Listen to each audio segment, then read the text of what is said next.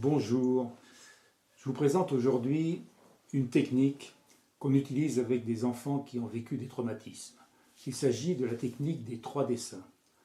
Elle a été créée par Françoise et Alfred Brunner qui ont travaillé avec les enfants en 1936-1937 qui ont vécu la guerre d'Espagne. Ils sont allés à Valence, puis après, à la Libération en 1945, ils ont reçu des enfants qui avaient vécu les camps de concentration. Alors ils proposent aux enfants une technique à partir des dessins. Ils demandent de faire 3 dessins. La consigne est celle-ci. Fais un premier dessin de comment tu vivais avant la guerre. Un second dessin de ce qui est ta vie, ce que tu as vu de la guerre. Et un troisième dessin, comment tu imagines ta vie après la guerre. Et à partir de ces dessins-là, ils menaient un entretien clinique assez approfondi, les dessins servant de support. Aujourd'hui, ces dessins, cette technique a été utilisée évidemment dans des zones de conflit dans le monde, mais est utilisée dans notre pays, surtout avec des enfants qui ont vécu des situations traumatiques. On demande à l'enfant de réaliser 3 dessins. Le dessin d'avant, point de suspension, le dessin d'avant le traumatisme, le dessin du pendant et le dessin d'après.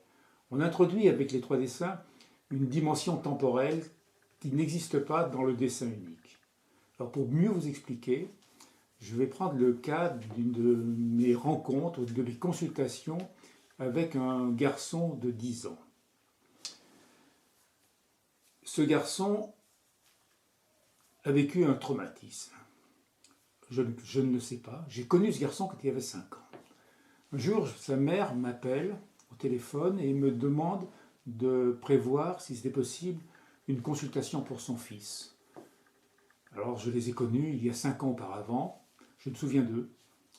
Et elle insiste un peu, me disant que c'est un peu pressé. Alors, je lui trouve un créneau disponible un peu tard le soir. Il est presque 20 heures. Nous sommes en janvier, le temps est très moche, il fait nuit, et moi, au fond de moi, j'ai quand même hâte de rentrer chez moi. Tout ça, ça joue dans la consultation. Alors cette mère arrive, se positionne en face de moi à gauche, son fils de 10 ans s'installe à droite, papa est absent, il est hospitalisé pour une méningite. Et maman me raconte qu'elle était enceinte, elle a accouché d'un bébé mais très prématurément et que celui-ci n'a pas survécu. Je suis un peu inquiet qu'elle le parle comme ça devant son fils, mais elle me dit il est au courant de tout. Mais malgré tout, je demande au fils de sortir et de nous attendre un moment dans la salle d'attente. Et cette maman me raconte ainsi le drame qui s'est joué. Le bébé a survécu 2 semaines après la naissance et l'enfant était extrêmement enthousiaste à l'idée d'avoir un petit frère. Il touchait le ventre de maman, il surveillait la grossesse de près. Et quand il a appris le décès de l'enfant qu'il a rencontré pendant la première semaine de vie, eh bien, il a été complètement déstabilisé, complètement traumatisé. Elle me dit que les cris et les pleurs étaient déchirants, qu'il a absolument régressé, qu'il s'endort en classe actuellement, qu'il ressuce son pouce, qu'il ne mange plus, qu'il est devenu insomniaque, et puis qu'il a perdu tous les plaisirs anciens de la vie, c'est-à-dire que c'est un garçon sportif qui faisait du cyclisme, c'était aussi un garçon qui aimait les constructions techniques, qui aimait aussi visionner le sport avec son père, et tout ça l'a abandonné, il n'a plus goût de rien, la mélancolie s'est installée.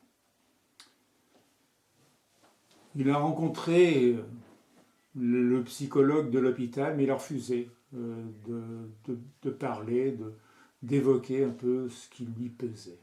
Alors la mère lui redit comme ça, 2 mois et demi après, à la rentrée de janvier, tu te souviens de M. Cognier, nous y allions voir quand tu étais plus jeune, est-ce que tu voudrais le revoir? Alors il a dit oui, et donc me voici face à cet enfant que je fais rentrer et sa mère nous attend dans la salle d'attente.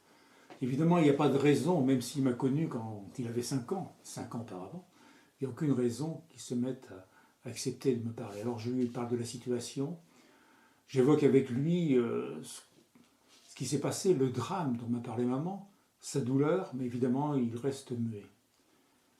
Entre-temps, avant la consultation, j'avais repris son dossier, Je l'avais feuilleté rapidement et je m'étais rendu compte qu'il aimait dessiner. Alors je lui propose, je lui dis, est-ce que malgré ton âge, tu dessinerais encore? Il me dit que oui. Alors je me souviens, moi, de cette technique des 3 dessins, des Bronner, que j'utilisais quelques fois. Alors je lui propose, nous sommes un soir de janvier, le temps est très mauvais, alors je prends une feuille de papier que je coupe, que je partage comme ça, et que je coupe en deux. Et je fais 3 demi-feuilles, petit format, pour que ce soit moins impressionnant pour l'enfant. Comment vous dire, une espèce de moyen, il n'y a rien, il n'y a pas des papiers bien découpés, je ne donne pas de feuille, je donne un crayon de papier. Économie de moyens, voilà, c'est le mot que je cherchais, qui correspond, je crois, à l'heure, à la fatigue ambiante, au temps. C'est mon intuition. Et je lui demande de faire 3 dessins. Puisque tu aimes dessiner, je lui ai demandé de faire 3 dessins et je te propose de faire le dessin d'avant. Je laisse des points de suspension, je n'en dis pas plus. Je ne veux pas dire avant le décès, par exemple, avant la naissance, avant le drame. Un dessin de pendant et un dessin d'après. Et je n'ai pas besoin de répéter ma consigne. Il prend le crayon et il se met à dessiner.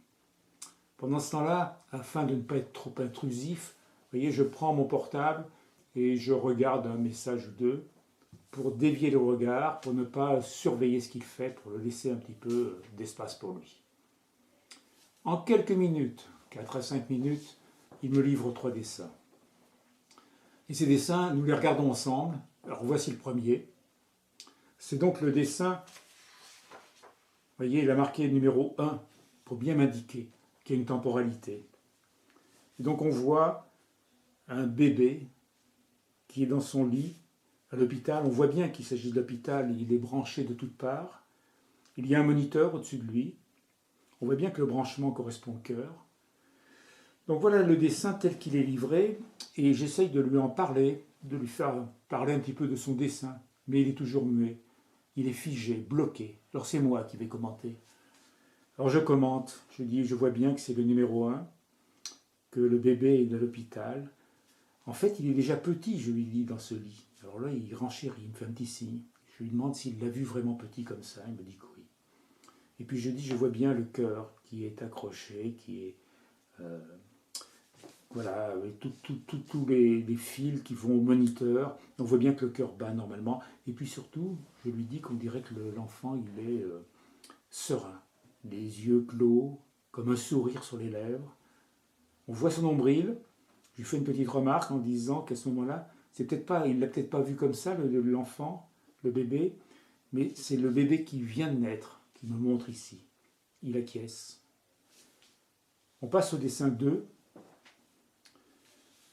Et le dessin 2 continue dans la même veine, mais là, il a voulu indiquer autre chose de lui-même. Il nous indiquait que le bébé avait un bonnet, des chaussons. Moi, j'interprète ça comme si le bébé était venu, était entré dans le monde des humains. Le voilà habillé. Il me dit que maman avait préparé des petits chaussons, mais qu'ils étaient beaucoup trop grands. Et je fais une remarque sur le bonnet qui me semble un peu grand aussi. Et il en sourit. Là, il l'a vu, le bébé, comme ça. Il me dit que ce dessin du pendant, c'est le dessin que lui a vu. Et puis, on regarde le 3e dessin. Et là, il ne peut plus parler non plus. Il est bloqué. Et c'est moi qui vais le suppléer, le commenter le dessin, le décrire. La première étape de la clinique, c'est toujours la description. Et donc, je vais décrire ce dessin et lui va acquiescer. Et donc, on regarde ce dessin numéro 3. Et là, évidemment, ce que je vois, qui est très clair, c'est que c'est le dernier dessin. L'enfant est toujours branché, mais le moniteur montre une activité du cœur qui est arrêtée. La ligne est plate, bien griffonnée. Et si on regarde bien, on voit que le cœur est séparé en 2 parties. Donc moi, je lui fais une remarque, je lui dis tout simplement, je vois bien que le cœur du bébé est brisé. Et alors je lui dis comme le tien. Évidemment qu'il acquiesce, comme celui de maman que j'ai vu tout à l'heure. Il me dit que oui. Et comme celui de papa, qui est hospitalisé en ce moment. Il me dit évidemment. Donc à partir de ces 3 dessins, je lui dis maintenant, je ne lui demande pas la permission, mais je lui dis, si tu peux, je vais demander à maman de venir nous rejoindre, et si tu l'acceptes, mais je veux te proposer de le faire, nous allons regarder à nouveau avec maman les 3 dessins. Alors maman entre, elle s'installe, et je lui présente les dessins, et je recommence, j'explique qu'ici on dirait que le bébé vient de naître, on voit son nombril, il est branché de toutes parts. Maman regarde son fils avec des yeux écarquillés.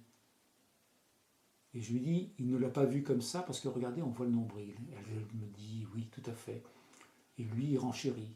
Et voilà qu'un s'instaure un dialogue sur le support des dessins, sur ce qu'a ressenti l'enfant quand il a vu le bébé la première fois, avec ce bonnet trop grand, ces chaussons que maman emmenait et qui ne pouvaient pas aller.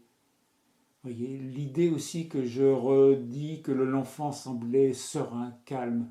Maman ne l'a pas vu comme ça, serein et calme, parce qu'elle était trop angoissée. Mais lui, il l'a vu et il lui dit, si, quand dans son sommeil, le bébé semblait sourire, ce qui réconforte maman. Il peut parler des émotions qu'il a ressenties. Et puis, on regarde le dernier dessin, qui est un drame, et maman prend sur elle, parce que maman est extrêmement, elle aussi, touchée profondément. Mais elle est encore plus touchée ce soir-là, parce qu'elle voit son fils qui peut évoquer enfin avec elle ce qu'il a vécu, il peut décrire, et puis moi je suis là pour en fait faire un peu le médiateur et donner les mots, et lui va lier avec ses émotions. Voilà, cette séance dure très peu de temps.